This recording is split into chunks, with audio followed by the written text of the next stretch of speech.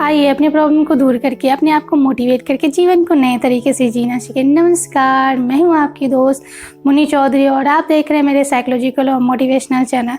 दोस्तों, कई वीडियोस में मैं कई टॉपिक लेकर आई हूं जिससे आप समझकर अपने आप को मोटिवेट कर सके और जीवन के सच्चाई को आप जान सके। आज भी 3 ऐसे टॉपिक लेकर आई हूं जिसको आप जीवन के असली सच्चाई तक पहुंच सके। तो पहला टॉपिक है सफल इंसान कौन कहलाता है, दूसरा है लक्ष्य एम्बिशन जो हमारा होता है वो कैसा होना चाहिए, और तीसरा टॉपिक है नेचर, ह्यूमन नेचर। एक्चुअली सब में नेचर एक जैसे होते हैं, तो मैं उस पर डिफाइन करूँगी कि एक्चुअली होना कैसे चाहिए। तो पहला स्टार्ट करते हैं। दोस्तों, पैसे कमाने के लिए लोग भागते रहते और अपने सेहत का ध्यान नहीं रख पाते और जिसके कारण हमारा सेहत बिगड़ जाता है। अब सेहत जब बिगड़ती है तो उससे सही करने के लिए हम पैसे खर्च करते हैं। अब उसके बाद हम क्या करते हैं कि हमें फ्यूचर की चिंता होने लगती है, और जब हम फ्यूचर की चिंता करते हैं तो हमारा प्रेजेंट जो होता है उसमें हम हर एक मोमेंट को एंजॉय नहीं कर पाते। जब हम यानी कहने का मतलब है कि हम ना ही फ्यूचर पे जी पाए ना ही हम प्रेजेंट में जी पाए, तो हमारा क्या होता है, ना ही फ्यूचर सही हुआ ना ही हमारा प्रेजेंट सही हुआ। लोग सोचते हैं कि हमारा कभी अंत नहीं होगा, तो ये सोचते सोचते एक बार ऐसा ही होता है कि वह प्रेजेंट को एंजॉय नहीं कर पाते हैं और अंत में उनका अंत हो जाता है, यानी कि उनका फ्यूचर भी बिगड़ गया और प्रेजेंट भी बिगड़ गया।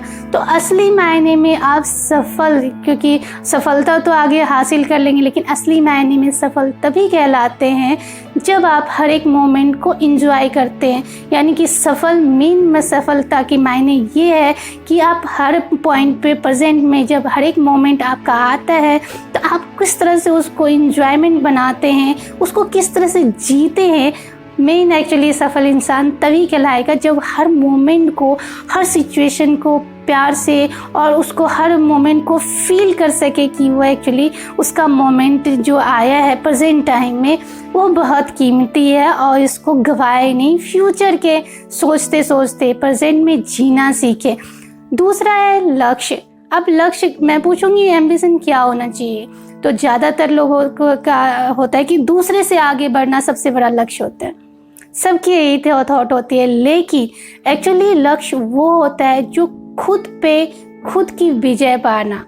अब क्योंकि हम क्या करते हैं, लक्ष्य हमारा बना के रखते हैं कि हमें तो सबसे आगे निकलना है, हमें सबसे बेहतर बनना है, लेकिन हम ये नहीं सोचते कि जो हमारा पिछला स्वरूप है उसको हम बेहतर करके ही, मेन लक्ष्य तो हमारा ये होना चाहिए कि हमारा जो पिछला स्वरूप है उसको हम किस तरह से बेहतर बना सके और किस तरह से अच्छा कर सके।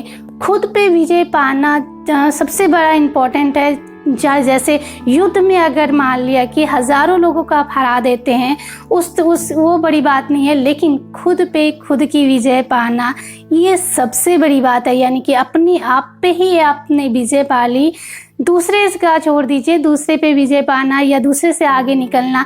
जो इंसान खुद पे खुद की विजय पा लेता है वह इंसान किसी भी किसी भी ऊंचाई पे जा सकता है।